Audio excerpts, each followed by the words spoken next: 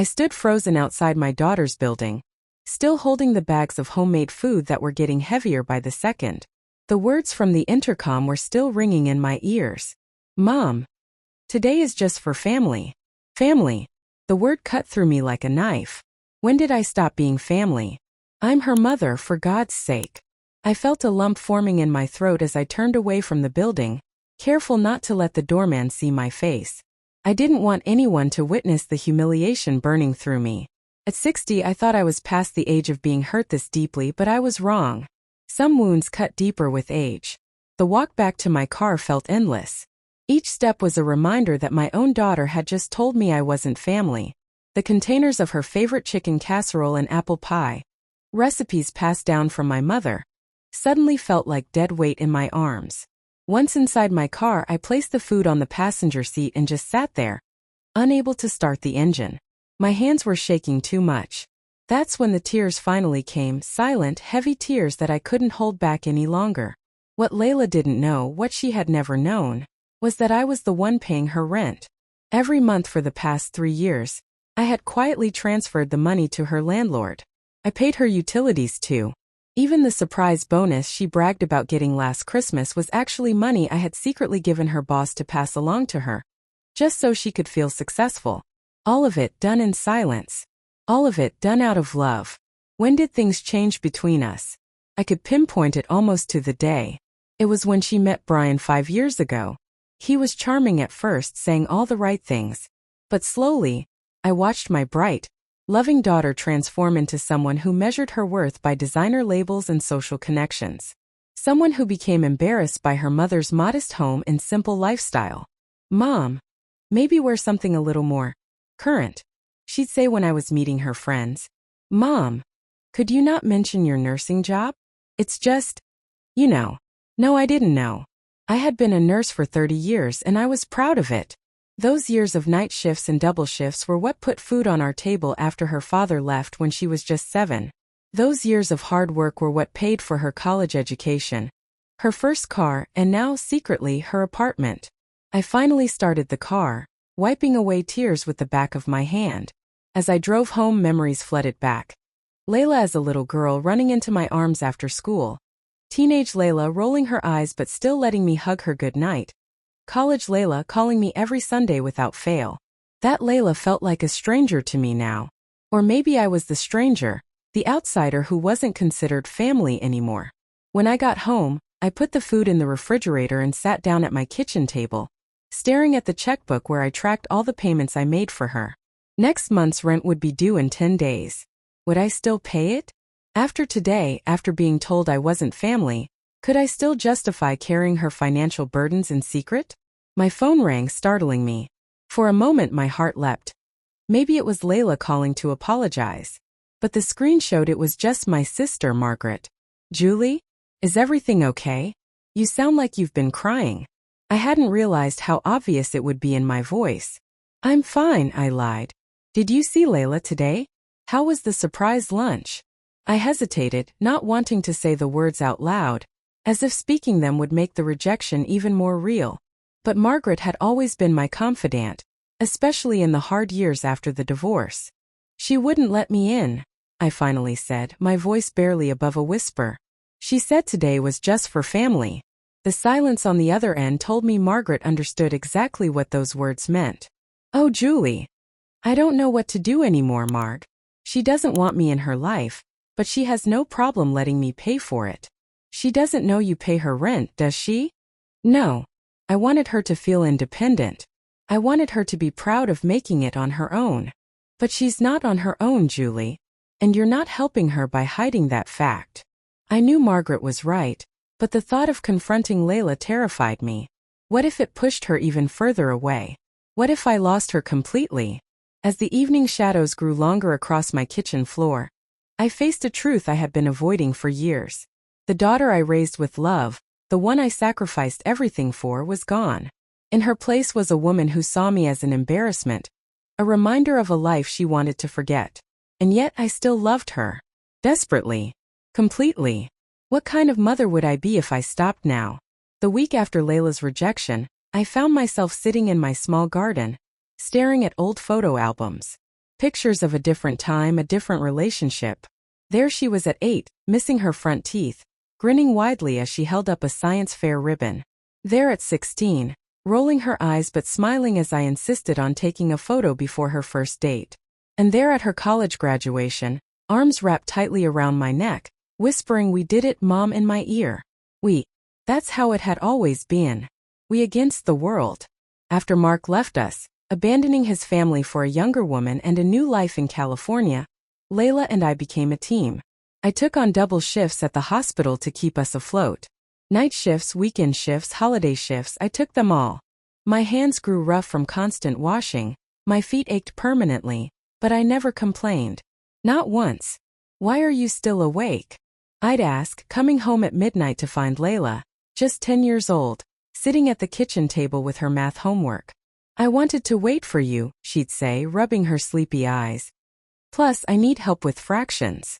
So I'd make us both hot chocolate, and despite my exhaustion, we'd work through her math problems together. Those late nights created a bond one thought was unbreakable. I turned the album page, and there was Layla at her high school graduation. I had scraped together enough money for a small celebration dinner at her favorite restaurant. "I'm going to make you proud, Mom," she had said that night. "I'm going to take care of you someday, the way you've always taken care of me." The irony of that promise wasn't lost on me now. I was still taking care of her, only she didn't know it. Or maybe she did and simply took it for granted. My phone buzzed with a text message. It was from Renee, one of Layla's old friends from college who still kept in touch with me. "Just saw Layla's Thanksgiving party invitation on Facebook. So excited. Are you cooking your famous stuffing?" I stared at the message, confusion washing over me. Thanksgiving party? This was the first I'd heard of it. Layla hadn't mentioned any plans to me, let alone invited me. With shaking hands I typed back, "Sounds lovely. When is it again?" Renee's response came quickly. "Next Thursday at 5. At her place. Didn't she tell you? The invite said to bring a side dish, but I figured you'd be handling the main cooking since Brian's dad canceled his visit."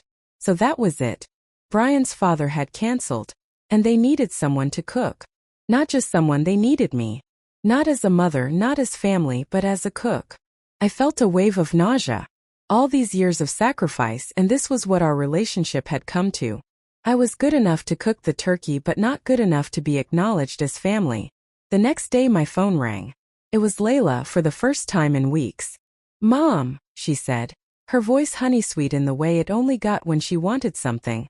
"I'm hosting Thanksgiving this year. Nothing fancy, just a small gathering. I was wondering if you could help with the cooking." I closed my eyes, gripping the phone tightly. "Just to be clear, Layla, am I being invited to Thanksgiving dinner? Or am I being asked to cater it?" There was a pause. "Mom, don't be dramatic. Of course you're invited. It's just that Brian's dad had to cancel his trip, and you know I'm not the best cook. So I'm the backup plan."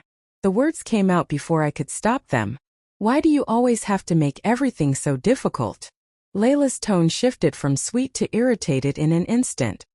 "If you don't want to come, just say so." I thought about all the times I'd swallowed my hurt to keep the peace. All the late nights I'd worked so she could have the things other kids had. All the parent-teacher conferences I'd attended alone. Exhausted from my shifts but determined to be present. The secret payments I still made to keep her in that beautiful apartment with the doorman who had witnessed my humiliation. "I'll be there," I said finally. "And yes, I'll cook." "Great. Come around noon so you have time to prepare everything. We're eating at 5. After we hung up, I sat with my decision. Something had to change. This pattern Layla taking me giving couldn't continue. But confronting her directly had never worked. She'd get defensive, twist my words, make me feel like I was the unreasonable one. I needed to show her the truth in a way she couldn't dismiss or argue away. That night I pulled out all the receipts, all the bank statements, every rent payment, every utility bill. The money for her business attire, that was actually from me. Not a company allowance as she believed. The surprise bonus at Christmas.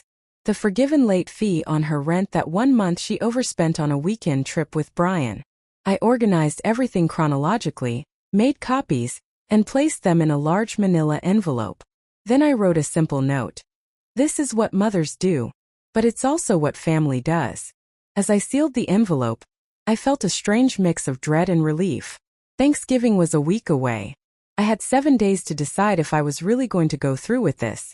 7 days to decide if I was ready for the fallout that would surely come when Layla finally saw the truth. But perhaps it was time. Perhaps we both needed to see our relationship for what it truly was, not what we pretended it to be.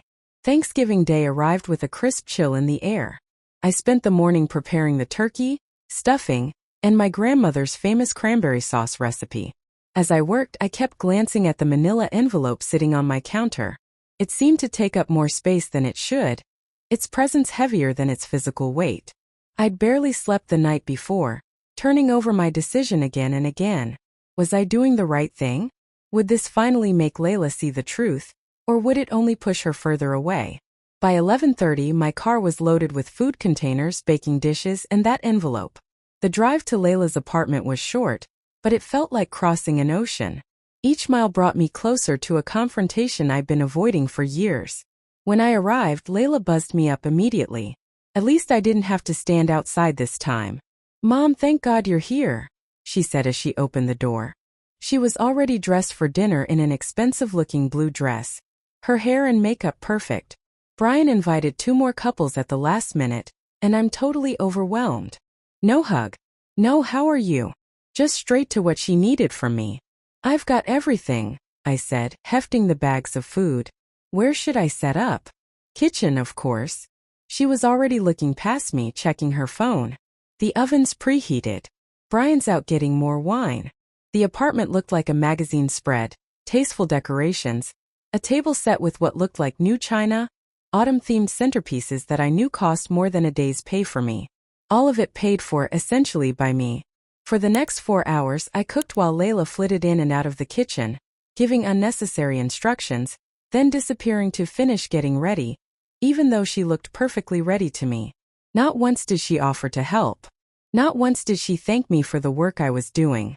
By the time the guests arrived, the apartment was filled with the aroma of roasted turkey and fresh-baked rolls.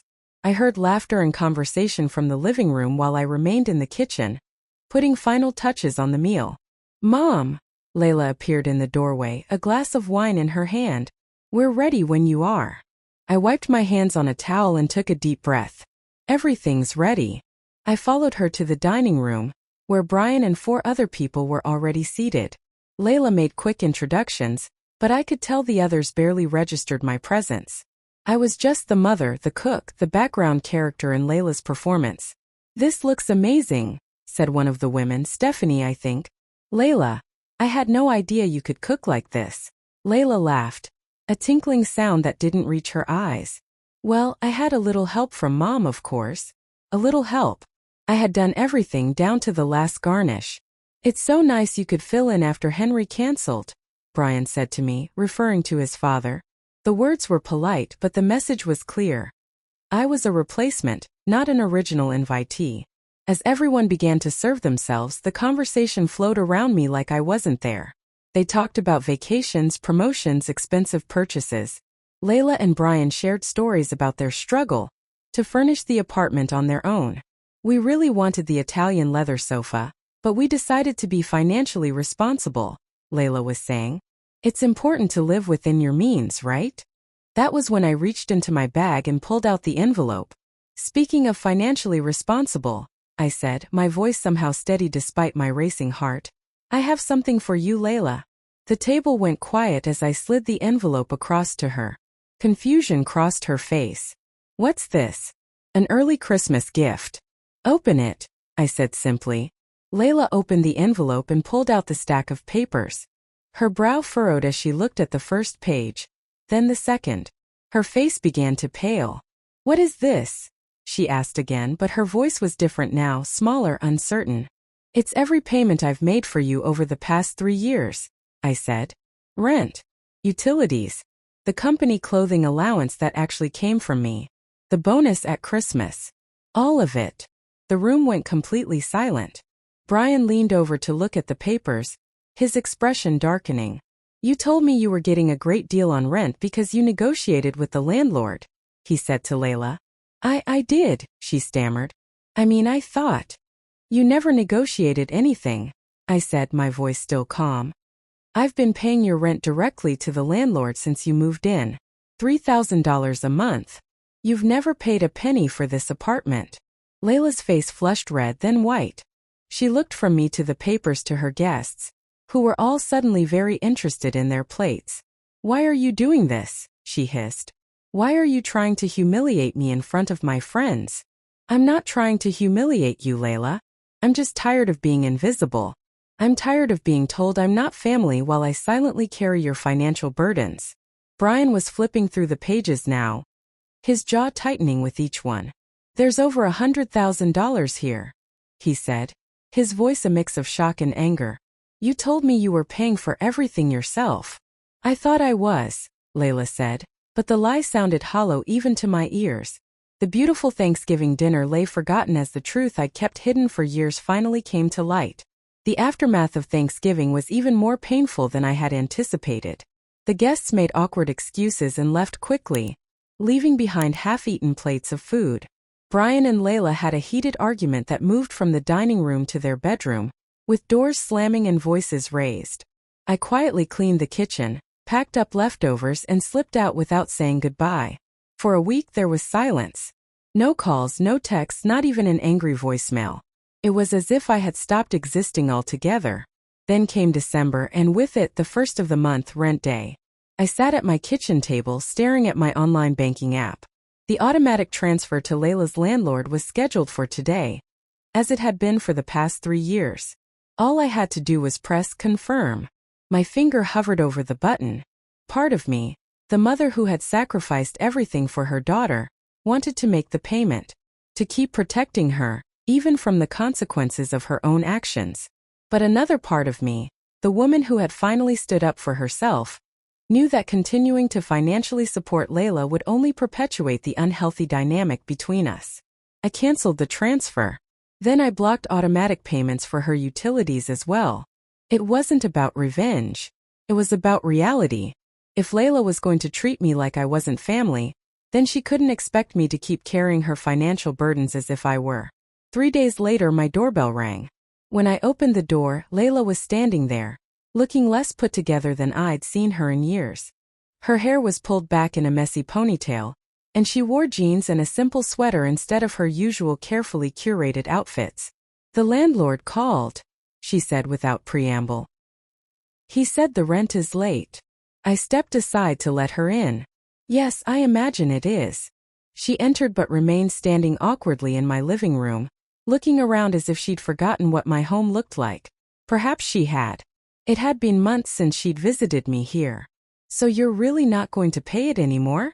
Her voice held a note of disbelief, as if she couldn't fathom that I had actually stopped the payments. No, Layla, I'm not. I kept my voice gentle but firm. You made it clear that I'm not family. Just because I'm your mother doesn't mean I'm obligated to financially support a 34-year-old woman who doesn't want me in her life. That's not fair. Her voice rose. I never asked you to pay my rent in the first place. No, you didn't ask. But you accepted it. You accepted every payment, every gift, every lucky break. That was actually just your mother working extra shifts to make your life easier. So what? This is punishment. Revenge for what I said at the door. I sighed, suddenly feeling every one of my 60 years. It's not revenge, Layla. It's just reality. I can't keep pretending that our relationship is healthy when it's so one-sided. What am I supposed to do now? Brian's furious with me. He had no idea you were paying for everything. He says I lied to him. Didn't you? She flushed. I didn't want him to think I couldn't take care of myself. And what about me? Did you ever think about what it cost me to help you take care of yourself? She didn't answer. Instead, she paced the living room, agitation in every step. I can't afford that apartment on my own. My salary barely covers half the rent. Then maybe you need a different apartment. Or a roommate. Or a second job. I thought about all the double shifts I'd worked when she was growing up. That's what adults do when they can't afford their lifestyle, Layla. They make changes. Or they ask their mothers for help, she snapped. Is that what you're doing now? Asking for help? Because it sounds more like you're demanding it. She stopped pacing and turned to face me. her expression shifting from anger to something calculatedly vulnerable. It was a look I recognized from her childhood, the one she used when she wanted something. Mom, please. Just until I can figure something out. I don't want to lose the apartment. Brian says he'll break up with me if we have to move somewhere cheaper. He says it's embarrassing. There it was. The real reason she was here. Not to repair our relationship, not to apologize, but because Brian was threatening to leave her. Brian's opinion of you shouldn't depend on your address, Layla. And if it does, maybe he's not the right person for you. You don't understand, she said, desperation creeping into her voice. His family has money. His friends all live in nice places. If we downgrade, he'll be humiliated. And that matters more to you than how you've treated your mother? She didn't answer directly, which was an answer in itself. So you're really going to let me get evicted? After everything you've done for me, you're just going to stop now? I looked at my daughter, this stranger who shared my blood but seemed to have none of my values, and felt a profound sadness. When had she become this person? When had material things and status become more important to her than genuine connection? Yes, Layla. I'm really going to stop now. Because sometimes love means letting people face the consequences of their choices. She stared at me in shock, then grabbed her purse and headed for the door. You'll regret this, she said, her voice cold. When I'm out on the street, you'll regret being so selfish. The door slammed behind her, and I was alone again. But for the first time in years, being alone didn't feel lonely. It felt like the first step toward healing. 2 months passed in silence. February brought snow and bitter winds, matching the cold emptiness I felt whenever I thought about Layla. I threw myself into work, picking up extra shifts at the hospital to keep my mind occupied. The extra money went into my savings account instead of Layla's rent. A novel concept after so many years. My sister Margaret called regularly, concerned about me. Have you heard from her at all? She asked during one of our Sunday phone calls. No, I said, watching snowflakes drift past my window. Not since she stormed out in December. You did the right thing, Julie. You know that, right? Did I? Some nights I would lie awake wondering if I had been too harsh, too sudden in cutting off support. Other times I felt a strange sense of liberation. Freedom from the constant drain on my finances and the emotional toll of giving without receiving. I hope so, I replied. But sometimes I wonder if I've lost her forever. If you've lost her because you stopped paying her bills, then you never really had her to begin with, Margaret said gently. Her words stung because they contained a truth I wasn't ready to fully accept. A week later, I was at the grocery store when I ran into Renee, Layla's college friend who had inadvertently revealed the Thanksgiving dinner to me. Julie, she exclaimed, giving me a warm hug. It's so good to see you. We chatted about her job and her upcoming wedding. I was about to say goodbye when she hesitated, looking uncomfortable.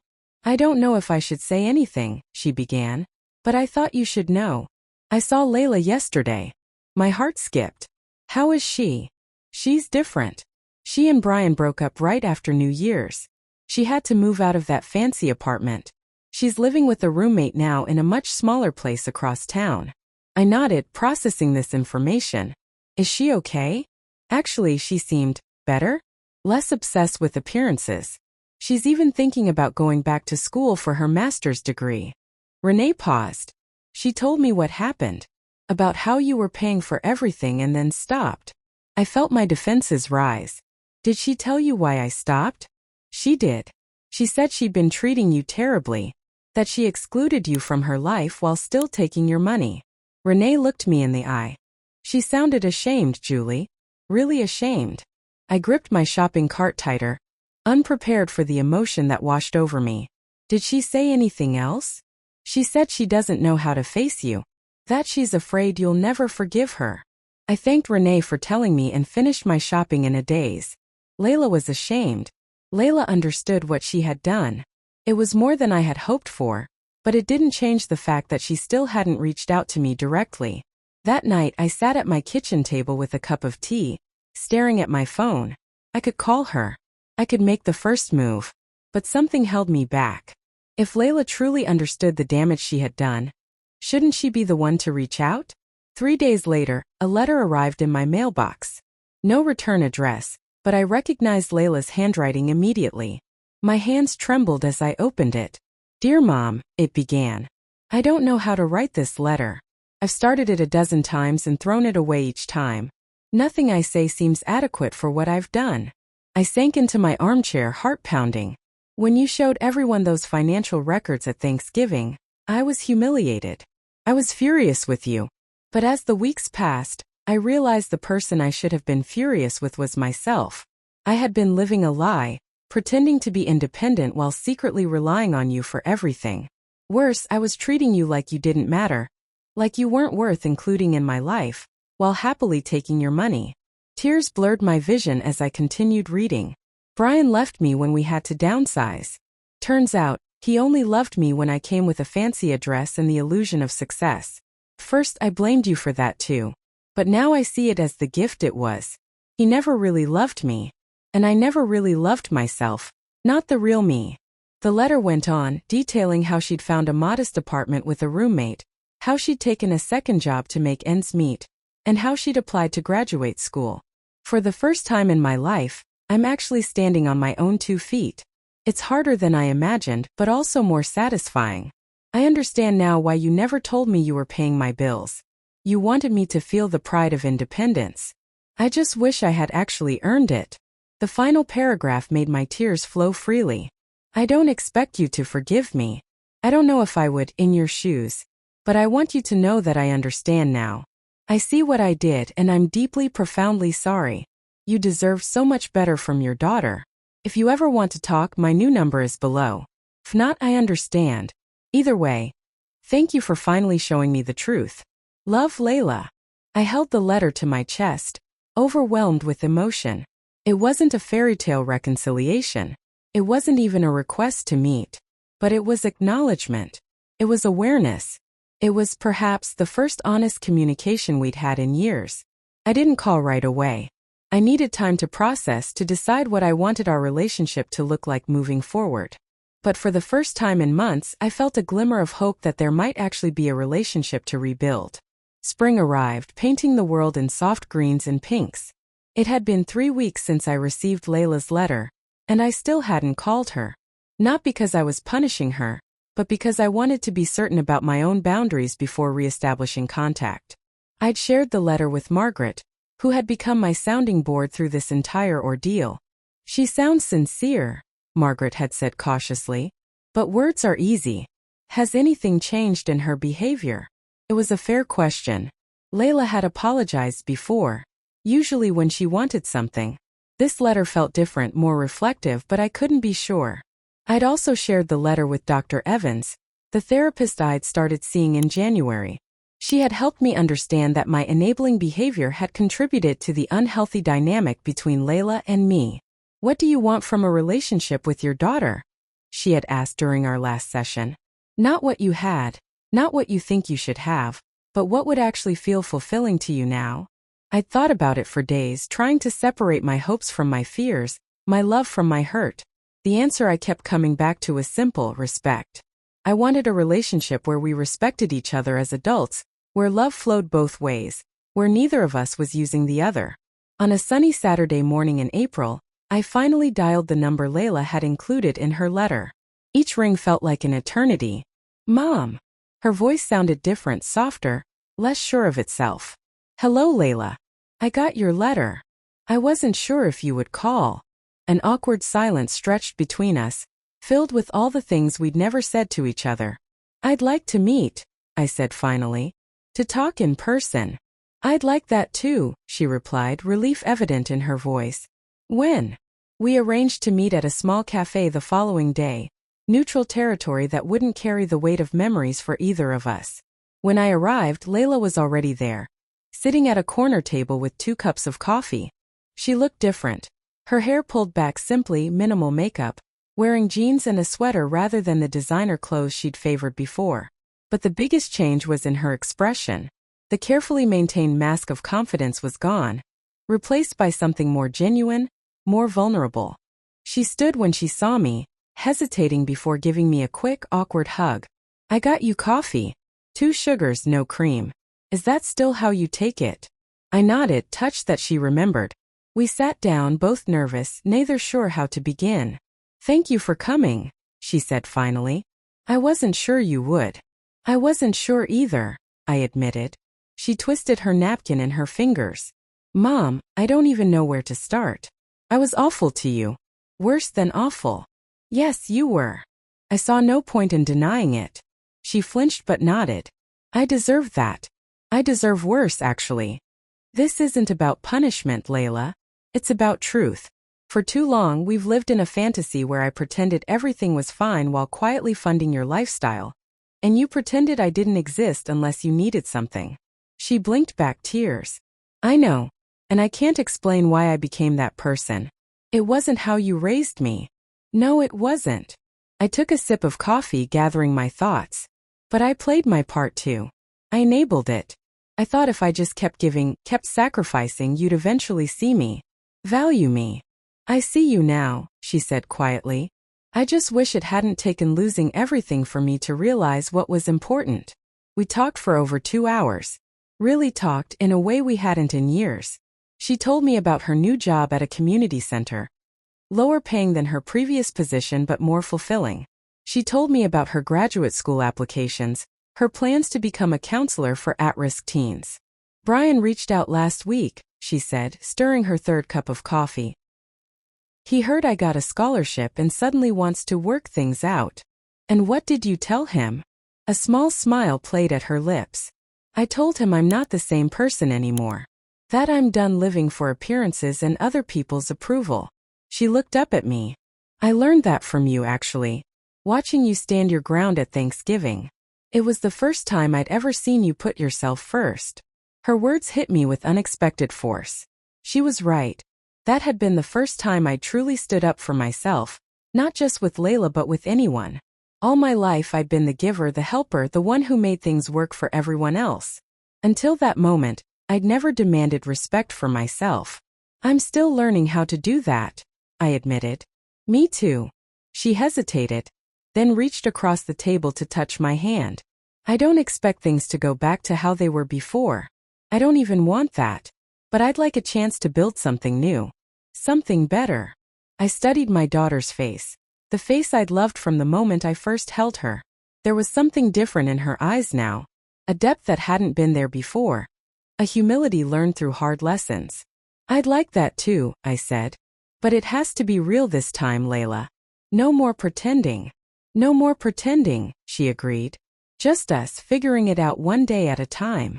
As we left the cafe, she turned to me. I'm making dinner next Sunday. Nothing fancy, just pasta. My new place is tiny and the table wobbles, but would you come? I smiled, feeling something unfurl in my chest. Not the blind, desperate hope of before, but something quieter and stronger. I'd love to. Walking to my car, I realized that for the first time in decades, I felt truly seen by my daughter. Not as a provider, not as a background character in her life, but as a person with needs and feelings of my own. Love had been there all along, hidden beneath layers of expectation and habit. But now finally there was something else too. Respect.